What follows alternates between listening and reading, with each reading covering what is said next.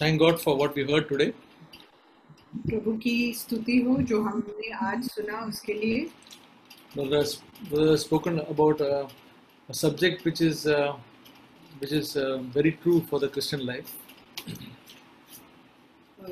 भाई ने ऐसा वचन बांटा है जो हर एक ख्रिस्ती के लिए उसके जीवन में सच निकलेगा। So he spoke about Moses and how Moses was brought up in Egypt, and we read that he was a man of power. He was a man of power in words and deeds. और हमने देखा कि मूसा जो था वो मिस्र में पला और वो कैसे अपने कार्य में और वचन में बहुत ही महान था। He was brought up as a prince. वो एक राजकुमार के रूप में वो उसका पालन हुआ। But in his young age, his mother taught him everything about the living God and about who he was. लेकिन उसके बचपन में उसके माता ने उसे वचन से, प्रभु के वचन या व्यवस्था से जो भी है उसको सिखाया। So as he grew up, he knew that he was an Israelite, and he saw his people under terrible slavery, and he was thinking in his mind all that his mother taught him, and that these people should become free. और जब वो जवान था वो जानता था कि वो इज़राइल के लोगों का है, और वो मनन करता रहा। जब उन्होंने अपने भाइयों को दासत्व में देखा तो वो मनन कर रहा था इनके साथ क्या हो रहा है। So we read in Acts chapter 7 verse 25. See, this is not very much written. This is not written in the Old Testament, but Stephen brings out more details about Moses. और हम देखते हैं कि ये जो इधर लिखा है प्रेरितों 7:25, ये पुराने नियम में नहीं लिखा है, लेकिन स्टीफन जो है इसको पूरी तरह साफ करके हमें बताता है। Here we also see, brothers and sisters, the revelation of God. और हम यहाँ परमेश्वर का जो प्रकटीकरण है उसको देखते हैं। Okay. So we read in Acts chapter 7 verse 25 about Moses. He says, and he supposed that his brethren understood that God was granting them deliverance through him, but they did not understand. और यहाँ प्रेरितों 7:25 में लिखा है, उसने सोचा कि उसके भाई समझेंगे कि परमेश्वर उसके हाथों से उनका उद्धार करेगा, परंतु उन्होंने ना समझा। Yeah. So he was thinking that being a prince in Egypt, the Israelites would consider that this is the man who is going to deliver them out. और मूसा ने सोचा कि मैं तो राजकुमार हूँ मिस्र का, इसीलिए जो इजरायली लोग हैं वो समझेंगे कि यही हमें दासत्व से छुड़ाएगा। But he did not know that God does not choose people who are very strong and who feel that they can do something. He doesn't choose like that. लेकिन परमेश्वर जो है ऐसे लोगों को नहीं चुनता जो अपने आप को किसी काम के लिए कामयाब समझते हैं। When God wanted to choose a king, Samuel started looking for people, and he was seeing some tall and handsome people, but God said, no, not this one. और जब समूएल जो था वो एक राजा का खोज कर रहा था, तो उसने सोचा कि जो लंबे हैं, जो सुंदर है दिखने में, ऐसे लोग राजा बनेंगे, लेकिन ऐसा नहीं हुआ। So also it says in Samuel that God looks at the heart and not outside. और वचन में कहा है कि परमेश्वर हमारे हृदयों को देखता है और हमारे बाहरी दिखावा को नहीं। So this Moses was ran away into the wilderness, and for 40 years he married, and he was with his father-in-law, and there he was just a shepherd. और जो मूसा राजकुमार होने के बाद जब उसे उधर से भागना पड़ा मिस्र से, तो वो अपने जो फादर इन लॉ के साथ उनको 40 वर्ष एक चरवाहा बन के रहना पड़ा.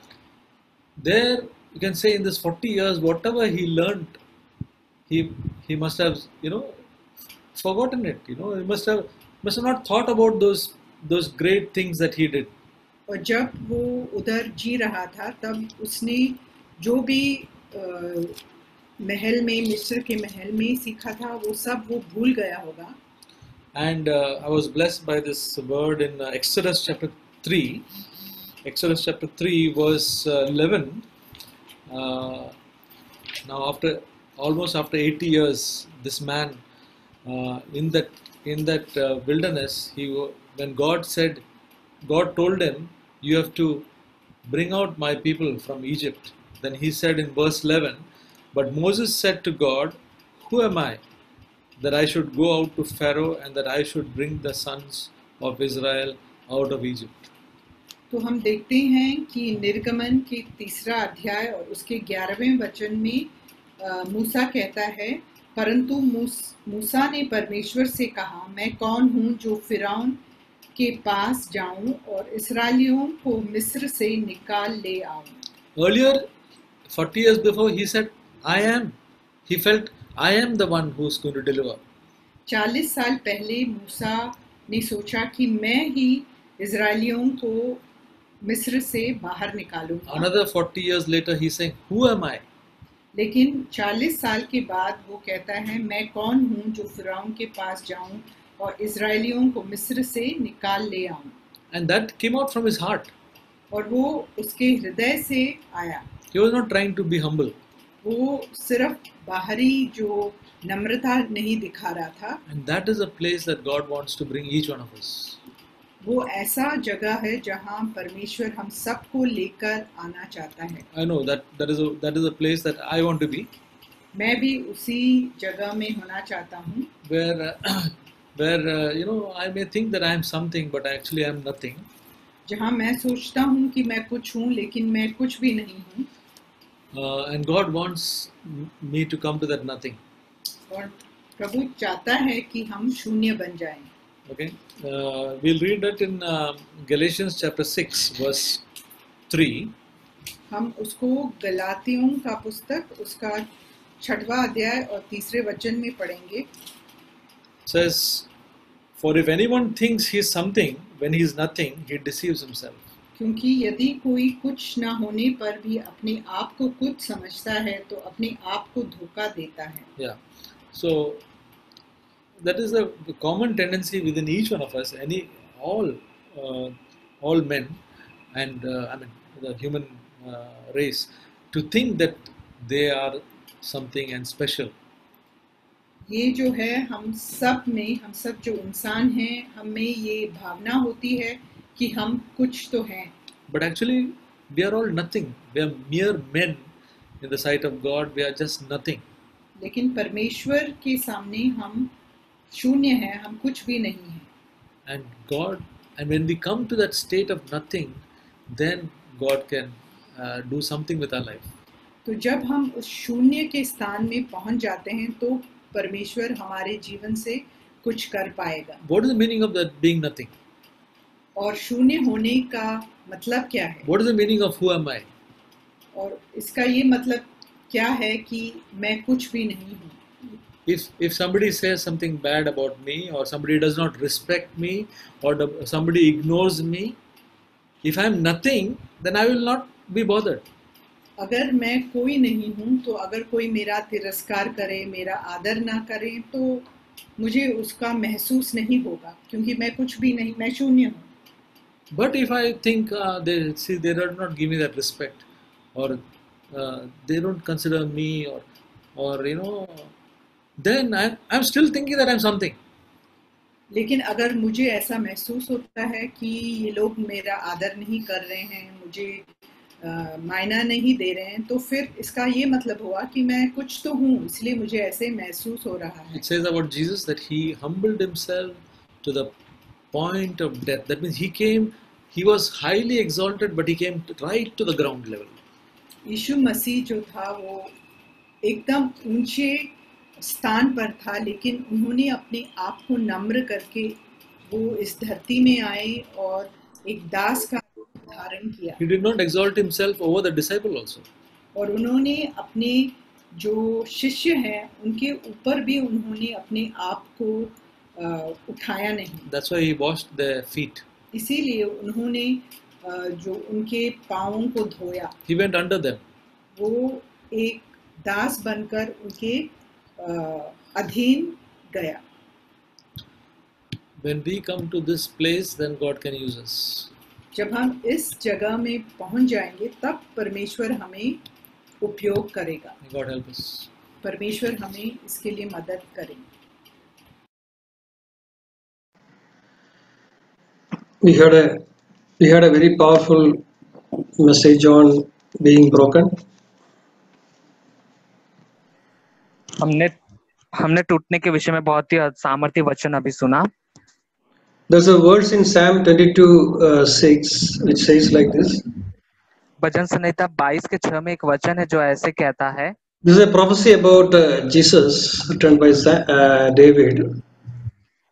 और यहाँ पर यह एक भविष्यवाणी है जो दाऊद ने यीशु मसीह के विषय में की थी. But I am a worm, not a man, scorned by everyone, despised by the people. परंतु मैं तो कीड़ा हूँ, मनुष्य नहीं. मनुष्यों में मेरी नाम धराई है और लोगों में मेरा अपमान होता है. This is another view of how Jesus was when he was on this earth. यह एक और जरिया है, तरीका जिसके द्वारा हम देख सकते हैं यीशु मसीह को कि वह जब धरती पर थे तो कैसे थे. That is this is an example for us. We should have the same mind in us also, whatever the mind which Jesus had. और यीशु मसीह हमारे उदाहरण है, तो जैसा उनका स्वभाव और मन था वैसा ही हमारा भी स्वभाव और मन होना है. The quality of a worm is when you touch the worm, it will just curl. It will not defend itself. It will not try to attack you. It will just curl. और यहाँ पर जैसे हम कीड़े का जिक्र पढ़ते हैं कि जो छोटा सा कीड़ा होता है वह ऐसा होता है कि आप यदि उसे छुएं या उस पर आप हमला करें तो वो पलटकर आप पर हमला नहीं करता, वार नहीं करता, परंतु वो खुद गोल अपने आप पर लपेटकर वो. If you try to kill the worm, try to stamp the worm and kill it. Sorry brother, can you repeat? If you try to kill the worm, if you try to step on it and try to kill it. यदि आप उस कीड़े के ऊपर पांव देकर उसे कुचलकर मारना चाहते हैं, it will just die. वह मर जाएगा. That's exactly what the life of Jesus was. People tried to mock at him. He accepted the blame. He accepted the shame. When people tried to kill him, he just died. और यही हम यीशु मसीह के अंदर स्वभाव देखते हैं कि जब लोगों ने उनका मजाक उड़ाना चाहा तो उन्होंने सह लिया. जब उन्होंने उनको थप्पड़ मारे उन्होंने सह लिया. जब उन्हें जान से मार डालने के लिए क्रूस पर चढ़ाए तो वो चले गए. So on the contrary to that is a snake. If you try to touch a snake, it will show its hood. लेकिन कीड़े के बिल्कुल विपरीत यदि आप कुछ देखते हैं तो वह एक सांप होता है. यदि आप उसको छूने जाएं या उस पर हाथ लगाएं, वह आप पर पलटकर वार करता है. If you try to kill it, it will attack you, kill you. यदि आप उसको मारना चाहते हैं तो वह पलटकर आप पर हमला करके आपको मारेगा. That's what when God breaks us, this is what that can happen to us. We can go down to a stage where we will be like a worm. और यही वह प्रक्रिया होती है जहाँ पर परमेश्वर जब हमें तोड़ने की शुरुआत करते हैं तो हम भी इसी प्रक्रिया से गुजरते हैं और एक कीड़े के समान हो जाते हैं. And God cannot use a person who is not broken. और परमेश्वर ऐसे व्यक्ति का इस्तेमाल कभी नहीं कर सकते जो टूटा हुआ नहीं है. Isaiah 66 says, God dwells with a person who is humble and contrite in his spirit and who trembles at God's word. और यशायाह के अध्याय 66 में वचन ऐसे कहता है कि ऐसा व्यक्ति जो पूरी तरह से टूटा और पिसा हुए मन का है, परमेश्वर ऐसे व्यक्ति का इस्तेमाल करते हैं. So when God gives opportunity to break us, we should submit to God. Especially during this pandemic, there's tremendous opportunity God is giving to us to break ourselves. और जब परमेश्वर इन दिनों में जैसे कि खास करके ऐसा महामारी चला, उसके बीच में जब हमारे जीवन में ऐसी परिस्थितियां लाते हैं जहाँ पर हमारे पास अवसर है टूटने बिखरने के लिए, तब हमें परमेश्वर के पास अपने आप को सौंपना है. When Gideon went to war, जब गिदियोन युद्ध के लिए जा रहा था, he had a torch covered with a jar of clay in his left hand and a trumpet in his right hand. और उसके हाथ में एक कटोरा था मिट्टी का, जिसके साथ में एक उजाला देने के लिए, रोशनी देने के लिए बैटरी भी लगी हुई थी, और दूसरे हाथ में उसके नरसिंगा था। There were 100 people like this. Their torch were covered with a earthen jar. और लगभग 100 लोग उसके साथ ऐसे थे जिनके पास में उजाला देने के लिए दिया है, बत्ती है, और वह एक प्याले से ढकी हुई है। But it is interesting to see that they didn't have any sword in their hand. Both hands were full. One hand trumpet, other hand was a torch covered with a jar. और आश्चर्य की बात यह है कि उनके हाथों में तलवार नहीं थी, उनके दोनों हाथों में एक हाथ में नरसिंगा था और उनके दूसरे हाथ में दिया था उजाला देने के लिए, और वह भी एक प्याले से ढका हुआ। When they went to the war, what they did was they broke the jar. और जब वो युद्ध के लिए गए, उन्होंने क्या किया कि उस देह के ऊपर का जो प्याला था उसे उन्होंने तोड़ दिया। And suddenly the light came out. और तब अचानक से उजियाला बाहर निकला। And they won the war. और तब उन्होंने उस युद्ध को जीता।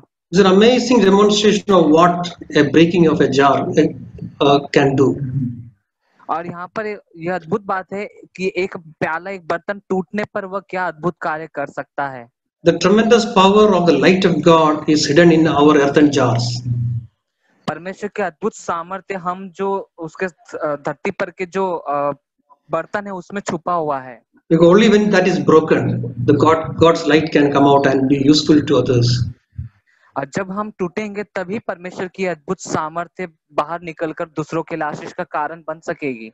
It may be a lot of pain, but it's worth, as we heard, it's worth it. यह इसमें बहुत ही ज्यादा दर्द होगा, दुख होगा, लेकिन यह अंत में यह हमारे लिए अच्छा होगा। Amen. आमीन।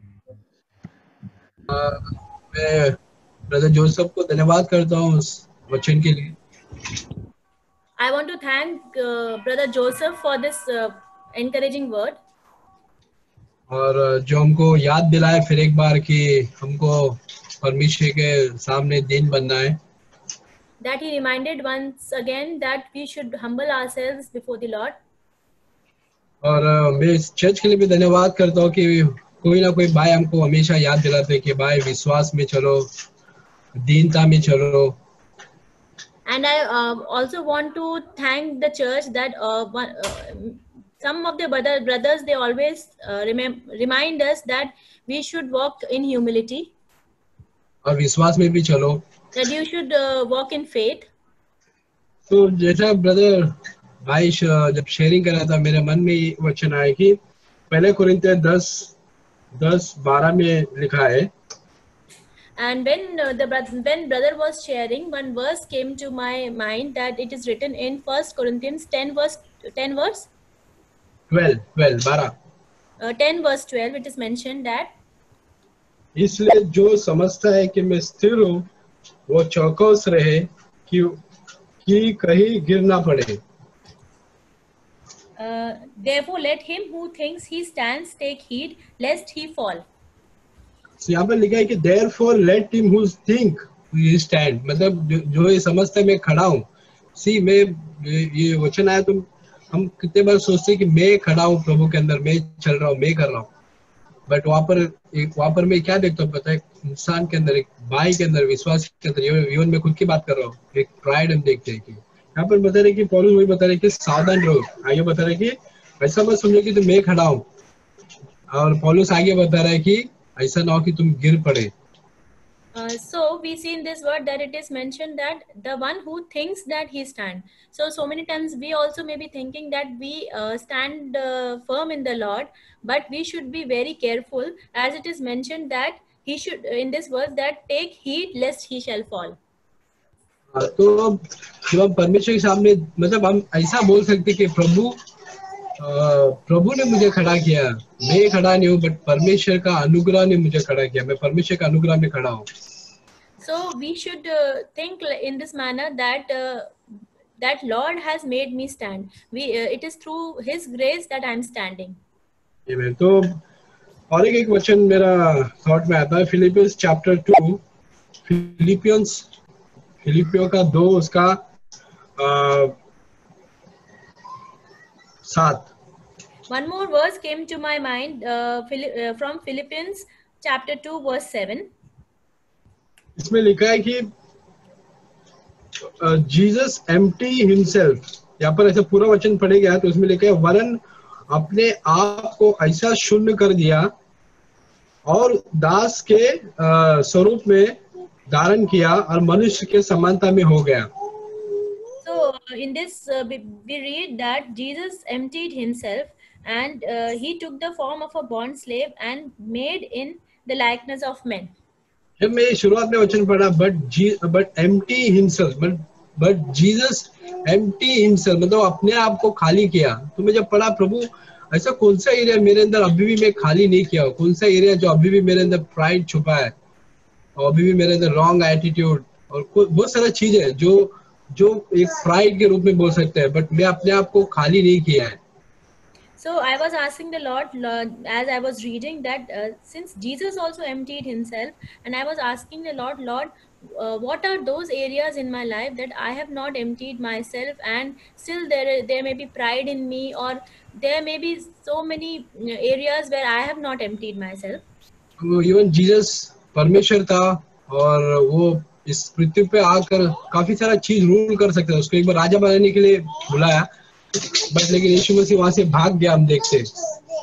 And since Jesus came from heaven and he took the form of men, and he could have been a ruler and have ruled the people, but he chose to humble himself.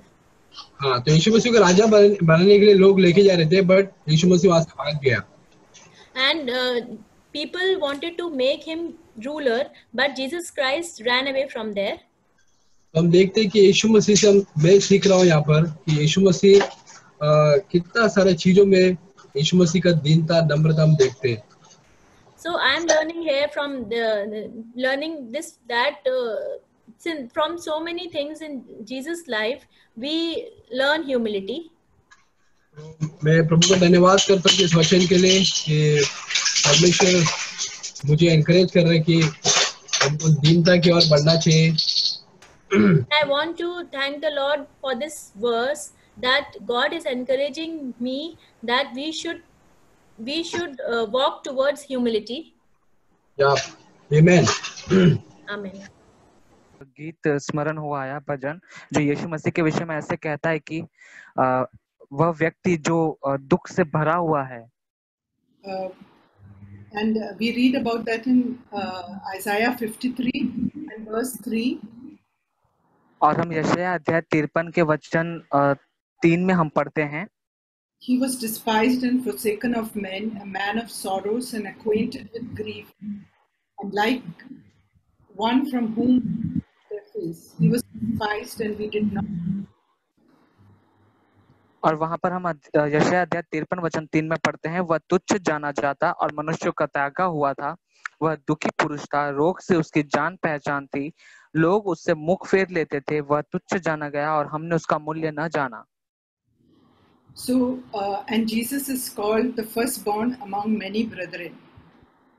और वचन यह भी कहता है कि यीशु मसीह सारे भाइयों में सब पहले जन्मे हुए. So we cannot be exempt from having to face sorrow and breaking by God, because Jesus himself went through it. और हम भी इन बातों से बच नहीं सकते हैं कि दुख से और परमेश्वर के हाथों द्वारा तोड़े जाने से हम बच नहीं सकते, क्योंकि यीशु मसीह को इन सारी बातों से होकर गुजरना पड़ा. And he's the firstborn among many brethren.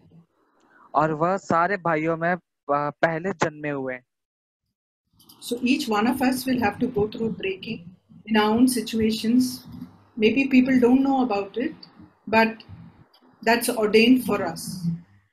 तो हमें भी हमारे कई सारी परिस्थिति के द्वारा उस टूटने की प्रक्रिया से होकर गुजरना पड़ेगा. भले लोग इसके विषय में जान ना पाए, लेकिन हमें इससे गुजरना है. And I remember in situations when I through difficulty, I used to cry out to the Lord and say, Lord, why so much of sorrow in my life? अब मुझे स्मरण हुआ आता है वह समय मेरे जीवन में जहाँ पर मैं बहुत दुख और परेशानियों के बीच में थी, और वहां पर मैं परमेश्वर से पूछती थी कि परमेश्वर क्यों मेरे जीवन में इतना दुख है. And the Lord showed me a verse from Ecclesiastes chapter 7 and verse 3. लेकिन परमेश्वर ने मुझे वहां पर सबोपदेश अध्याय 3 से एक वचन 7. अध्याय 7 से एक सेकेंड, विच चैप्टर 7 वर्स 3. उसका तीसरा वचन हम देखते हैं. Here it says that sorrow is better, and the sadness of a countenance makes the heart better. और यहाँ पर लिखा है हंसी के ठहाके से शोक उत्तम है, क्योंकि जब हमारे मुख पर उदासी का वास होता है हमारे हृदय शुद्ध होते हैं. So the Lord was telling me that He allows sorrows in our life so that our hearts can become better. And और यहाँ पर yeah, say. यहाँ पर वचन हमसे बात करता है कि जब हम दुखी हो जाते हैं, दुख से होकर गुजरते हैं, तब हमारा मन जो है वह शुद्ध होता है. So God is interested to cleanse our hearts. और परमेश्वर इसमें रुचि रखता है कि वह हमारे मनों को, हमारे हृदय को साफ करे. And that is why He allows sorrow in our life. And और यही कारण है कि वो हमारे जीवन में दुख और तकलीफें आने की अनुमति देते हैं. In Hebrews chapter 5 and verse 9. इब्रानियों अध्याय 5 उसका 9वां वचन हम देखते हैं. And having been made perfect, He became to all those who obey Him the source of eternal salvation. इब्रानियों अध्याय 5 वचन 9, और सिद्ध बनकर अपने सब आज्ञा मानने वालों के लिए सदा काल के उद्धार का कारण हो गया. He is the source of eternal salvation. और वह सदा काल के लिए उद्धार का कारण हो गया to all those who obey Him. और जितने जो उनकी आज्ञा मानते हैं. When we hear His voice in our हमारी परिस्थिति में जब हम उनकी आवाज को सुनते हैं, and we are obedient to Him, और हम उनकी आज्ञा का पालन करते हैं, though Satan may want to destroy us through our situations, पर हमारी परिस्थिति के द्वारा शैतान हमारा नाश करने के लिए चाहता होगा. but if we listen to Him, it will become a source of eternal salvation. लेकिन यदि हम परमेश्वर की आवाज सुनेंगे तो यही परिस्थिति हमारे लिए उद्धार का कारण बनेगी. Praise God. प्रभु की स्तुति हो. तो आज हम लोग जैसे हम लोग टूटने के विषय में बात कर रहे हैं. And I think all of us are far away from where God wants to come to that brokenness position. और मैं ऐसा मानता हूँ कि हम लोग बहुत दूर दूर के स्थान में हैं जहाँ पर परमेश्वर चाहता है कि हम पहुँचे. If we realize that listening to this message we feel that we are already broken, then I think we are deceiving ourselves. और ये जो संदेश सुनने के बाद अगर हम ये सोच रहे हैं कि हम पहले से ही टूटे हुए हैं, तो मैं मानता हूँ कि हम लोग अपने आप को धोखा दे रहे हैं. God will send lot of situations in our life from here on for us to be broken, so that we'll be used of God. और परमेश्वर हमारे जीवन में बहुत सारे परिस्थितियां ऐसे भेजेंगे जिससे हम टूट जाएंगे, और ताकि हम परमेश्वर के लिए इस्तेमाल के लिए वस्तु बन पाए. Situations at home where we have to, as men, we have to do some housework, and it will not be comfortable to do the housework, and then we realize that we have to do the housework, help our wives at home in whatever we can. God is in a way trying to test us whether we are broken to do that wholeheartedly, not grudgingly, not little bit unhappy to do or something like that. तो ऐसा हो सकता है कि हम पुरुष होने के नाते हमें कुछ घर का काम करना पड़े और अपनी पत्नियों की मदद करनी पड़े जहां पर उनका हमें हाथ बटाना है, और वहां पर परमेश्वर इस बात को देखेंगे कि हम उस काम को कुड़कुड़ाते हुए कर रहे हैं या अपने पूरे हृदय के साथ कर रहे हैं. Maybe in the office a boss just angrily vents out his anger on you, not for your reason, but somebody else did something wrong and you are in the firing line, and how do you react to that situation? God is testing your brokenness. और आपके दफ्तर में भी ऐसा हो सकता है कि जो आपके बॉस हैं वे आपको गुस्से से डांट दें, और ऐसा आपकी गलती के कारण नहीं मगर दूसरे की गलती के कारण, तभी भी परमेश्वर हमारी परीक्षा ले रहे हैं कि हम उस समय में क्या करते हैं। I was thinking of this example which was coming to my mind from the life of David when he was fleeing away from Absalom, his son, who was supposed to be the next king in line, and everybody was favoring Absalom, and he was going to come and kill his father and reign from Jerusalem, and David was fleeing away from Jerusalem. तो मैं ये उदाहरण देख रहा था कि कैसे दाऊद था जो अपने पुत्र अब्सलोम से भाग रहा था, जो कि अब्सलोम उसके जान के पीछे पड़ा हुआ था, क्योंकि दाऊद के राजा होने के बाद अब्सलोम राजा बनने वाला था, और वो कैसे अब्सलोम उसके पीछे पड़ा हुआ था। Yeah, and that time David and his commanders were along with David, and there was one man called Shimei came abusing David. तो वहां पर ऐसा हुआ कि जब भी कि शिमाई नाम का एक व्यक्ति था जो दाऊद को he was coming shouting and screaming and using foul language. वो दाऊद को कोस रहा था और वह गलत भाषा का इस्तेमाल कर रहा था और चिल्ला रहा था। We read that in 2 Samuel 16. हम ये पढ़ते हैं दूसरा शमूएल के 16वें अध्याय में। This man said in verse 7 we read that the curses which Shimei had cursed, get out, you man of bloodshed, worthless fellow.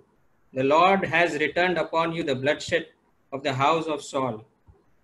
तो हम यहाँ पर देखते हैं कि कैसे वह जो शिमियोन नाम का व्यक्ति था वह कोस रहा था दाऊद को और वह बोल रहा था यहाँ से भाग जाओ। You worthless fellow, निकम्मा। तुम निकम्मे इंसान, यहाँ से भाग जाओ। David was still the king, but only thing he was still afraid and he was running away from his son. और दाऊद तब भी वहां पर राजा था और एक ही वहां पे बात थी कि वह अपने पुत्र से भाग रहा था क्योंकि वह उससे डरता था। But Shimei used that opportunity to, because Shimei was relative of Saul and he used that opportunity to curse David badly in front of all the people. Just abuse him. तो जो शिमियन करके जो व्यक्ति था वह सौल का रिश्तेदार था और उसने इस मौके का फायदा उठाया और उसने दाऊद को कोसा।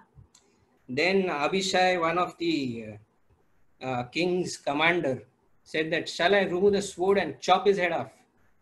तो अभिषाय नाम का जो राजा का जो कमांडर था उसने पूछा राजा से दाऊद से कि क्या मैं तलवार उठाकर उसका सर काट दूं? But King David said, no, what I have to do with you, Abishai, the king, the son of Zeruiah? मुझे तुझसे क्या करना है? तो तब दाऊद राजा ने कहा अभिषाय से कि तुमसे मेरा क्या लेना देना? See, here the king had all the power. He had the sword in his hand. Everything was there. His commanders were also helping him to kill this man, but he wouldn't do that. तो यहाँ पर हम देखते हैं कि दाऊद राजा के पास पूरा सामर्थ्य था, उसके पास पूरा अधिकार था कि वह शमी नाम के व्यक्ति का सर कटवा दे, मगर उसने ऐसा नहीं किया। But David's response was, the Lord has allowed him to curse. Let him curse. मगर दाऊद राजा का जो यहाँ पर रिस्पॉन्स था वह यह था कि परमेश्वर ने अनुमति दी है उसको मुझे कोसने के लिए, तो उसको ऐसा करने दे। So we can also, react to the situation, use our swords, which is our tongue, to kill somebody with our words.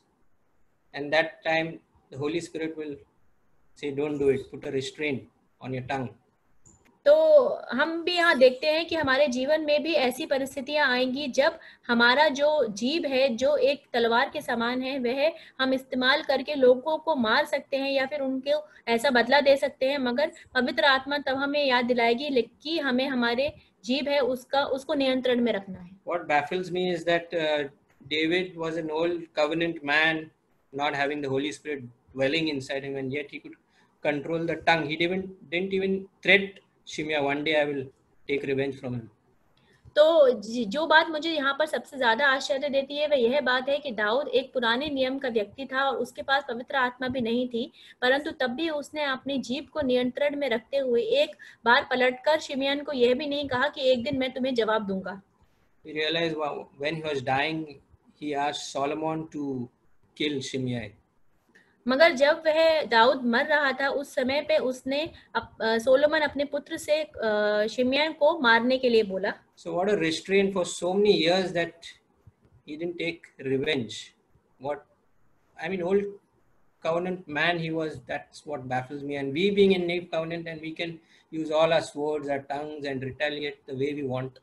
Are we really new covenant people where the Holy Spirit is supposed to dwell in our hearts and control our tongues? तो जो मुझे बात आश्चर्य करती है कि दाऊद पुराने नियम में होते हुए भी उसने अपने ऊपर नियंत्रण किया, मगर क्या हम आज के समय में नए करार में जीते हुए क्या हम उस वाचा को अपने अंदर लेके चलते हैं और अपनी जो जीभ है उसको नियंत्रण में कर पाते हैं? May the Lord help us to put our swords in the place and let God allow us to be broken. Amen. तो होने दे कि परमेश्वर हमें अपने जीभ को नियंत्रण करने में मदद करे और हमें टूटने के लिए सहायता करे. The subject and the topic is to be sacrificing ourselves and to be broken. And आज का जो second, हमारा जो ये शीर्षक था वह था कि हम अपने आप को दे दे बलिदान कर दें टूटने के लिए. और दूसरा second to be the chosen one. दूसरा जो है कि हाँ चुना जाना. And third, to spread the light. और तीसरा जो है उज्याले को फैलाना. Okay, let's start with the first one. और पहले जो शीर्षक है अपने आप को टूटने से हम उससे शुरुआत करते हैं. Romans 12, chapter 12, verse 1 and 2. Romeo अध्याय 12 वचन 1 और 2. I appeal to you therefore, brothers, by the mercy of God, to present your bodies as a living sacrifice, holy, acceptable to God, which is your spiritual worship. Do not be conformed to this world, but be transformed by renewing of your mind, that by testing you may discern what is the will of God, what is good and acceptable and perfect. Romeo अध्याय 12 वचन 1 और 2. इसलिए हे भाइयों, मैं तुमसे परमेश्वर की दया स्मरण दिलाकर विनती करता हूँ कि अपने अंगों को जीवित और पवित्र और परमेश्वर को भावता हुआ बलिदान करके चढ़ाओ. यही तुम्हारी आत्मिक सेवा है. इस संसार के सदृश ना बनो, परंतु तुम्हारे मन के नए हो जाने से तुम्हारा चाल चलन भी बदलता जाए, जिससे तुम परमेश्वर की भली और भावती और सिद्ध इच्छा अनुभव से मालूम करते रहो. Amen. We need to renew our mind, renew ourselves, and come out of that and breaking ourselves that what we are in before, and coming and renewing our mind and our hearts from uncleanness first. और सबसे पहले हम जिस स्थान में है, जिन बातों में है, और उन सारी बातों से हमें अपने आप को तोड़े जाने की अनुमति देना है और हमें अपने मन को साफ करना है, शुद्ध करना है. When you do that, you will be the chosen one. और जब आप ऐसा करेंगे तब आप एक चुना हुए व्यक्ति बनेंगे. We read that in 1 Peter chapter 2 verse 9 and 10. और हम पहला पत्रस अध्याय 2 वचन 9 और 10 में इसके विषय में पढ़ते हैं. But you are a chosen race of a royal priesthood, a holy nation, a people for his own possession, that you may proclaim the excellency of him who called you out of the darkness into his marvelous light. Then once you were not a people, but now you are God's people. Once you had not received mercy, but now you have received mercy. पहला पत्रस अध्याय 2 वचन 9 और 10. पर तुम एक चुना हुआ वंश और राज पदधारी याजकों का समाज, पवित्र लोग और परमेश्वर की निज प्रजा हो, इसलिए कि जिसने तुम्हें अंधकार में से अपनी अद्भुत ज्योति में बुलाया है उसके गुण प्रकट करो. तुम पहले तो कुछ भी नहीं थे.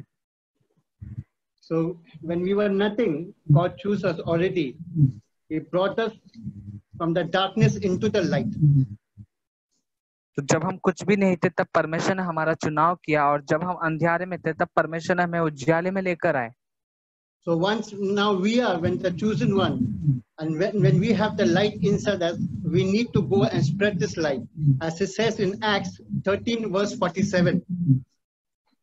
और जैसा कि वचन में लिखा गया है, परमेश्वर हमें चुनकर बुलाए हैं और उनकी ज्योति में लेकर आए हैं, तो हमें उनकी इस ज्योति को, जैसे प्रेरितों के अध्याय 13 में हम पढ़ते हैं, हमें संसार में फैलाना है।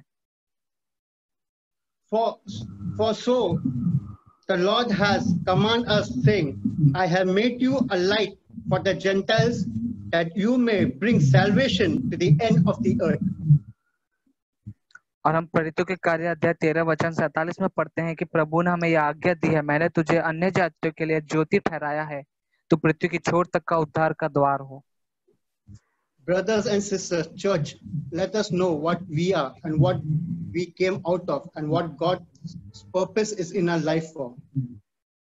भाई और बहनों, कलीसिया मैं आप सभी से कहना चाहता हूं कि हम कौन हैं और हम क्या थे, कहां पर थे, और परमेश्वर ने हमें ज्योति में बुलाया है और उस मकसद को हम पूरा करें। Don't only sit on the chair, on the cushions and say, I am the light. केवल आप अपने कुर्सी पर बैठे रहकर ही न कहें कि मैं उजियाला हूँ। God's purpose is to go out into the end of the world to bring salvation, because we carry the light of God in us. अब परमेश्वर यही नहीं चाहते, परंतु चाहते हैं कि आप बाहर जाएं और पृथ्वी की छोर तक के लोगों के लिए गवाह के रूप में हो और उन पर ज्योति चमके। If you think you are so let's do it. Amen. यदि आप ऐसा सोचते हैं तो ऐसा करें। आमीन। ईश्वर का धन्यवाद करते हैं कि आज के वचन के लिए। I want to thank the Lord for the word He gave us today. टूटने के बारे में बताया उन्होंने। And Lord taught us. टूटने के बारे में सुना हमने। We heard regarding brokenness. हम अपने परमेश्वर सबसे पहले कि हमारे परिस्थितियों में हमको टूटने का अवसर देते हैं। First of all, God gives us the chance to break us in our circumstances. जब तक परिस्थितियां नहीं आते तब तक हम टूटते नहीं हैं। Till the time the situations don't come, we don't break. मैंने मेरे जीवन में कई सारी बातों में मैंने टूटा है, और परमेश्वर कहते हैं कि जब हमारा टूटना भी व्यर्थ नहीं जाता है, जब हम टूटते हैं तो परमेश्वर के लिए वो एक महान बलिदान होता है। हमारा टूटना परमेश्वर के लिए एक महान बलिदान होता है। And the word of God says that our brokenness does not get wasted, and when we are broken, that is a sacrifice for the Lord. मैं वचन में से बताती हूँ कि भजन साहित्य 51:17 में लिखा है। And it is written in Psalms 61 verse 17.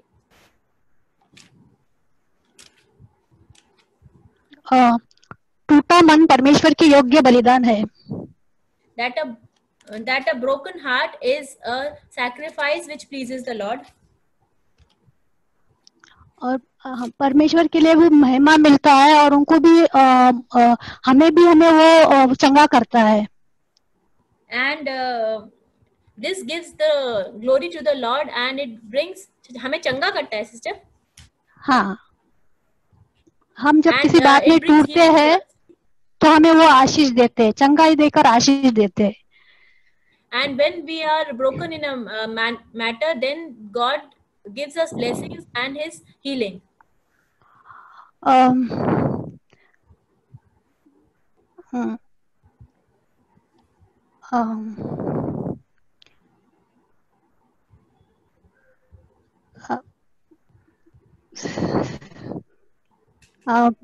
मैंने पिछले एक महीने पहले मैंने मेरे एटीट्यूड, प्रभु ने मुझे एक एटीट्यूड दिखाया। मेरे एटीट्यूड में मैंने ऐसा सीखा। And in last month, I learned from one of the things from my attitude. एक सिस्टर है, वो न्यू बॉम्बे से कॉल करती है हमेशा मुझे एनकरेज करने के लिए और मुझे मेरी हालचाल पूछने के लिए। And one of the sisters is there from New Bombay. She calls me every week to know how am I and to encourage me. तो उन्होंने हमेशा कॉल करते हैं, तो मुझे बहुत एक एक घंटा तक हम बात करते हैं और हम दोनों एक दूसरे का एनकरेज करते हैं एक दूसरे को. And she calls me every week, and we talk for 1 or 2 hours, and we encourage each other. तो उन्होंने पिछले 1 महीना पहले उन्होंने कॉल किया था. And she called me last month.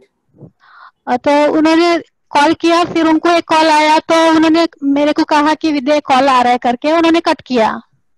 And she called me, and while we were talking, she was getting another call, and she told me that I'm getting another call, and she cut the call.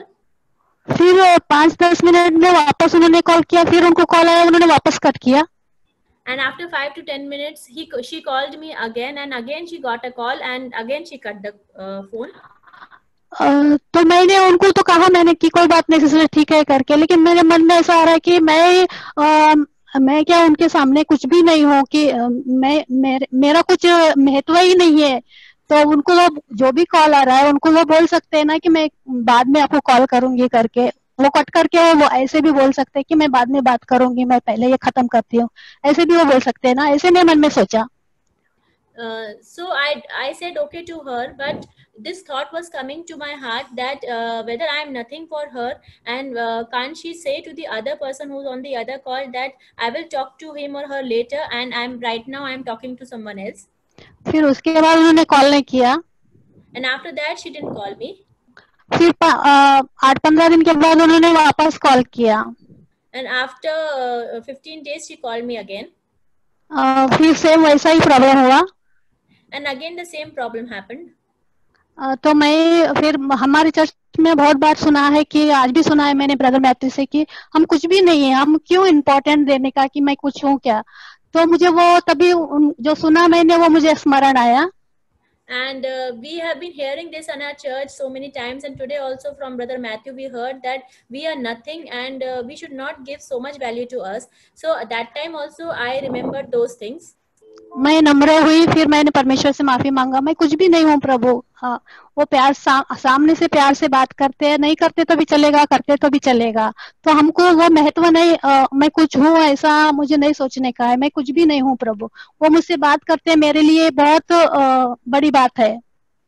So that time I humbled myself, and then in a gentle manner I told to myself that I'm nothing nothing, Lord, and she's just talking to me. That is also so much for me.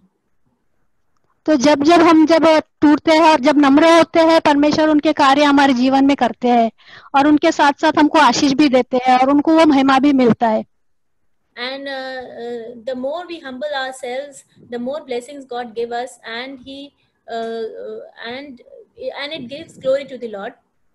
मैं परमेश्वर का धन्यवाद करती हूँ. I want to thank the Lord. और एक वचन मैं पढ़ना चाहती हूँ. I want to read one more verse. भजन साहित्य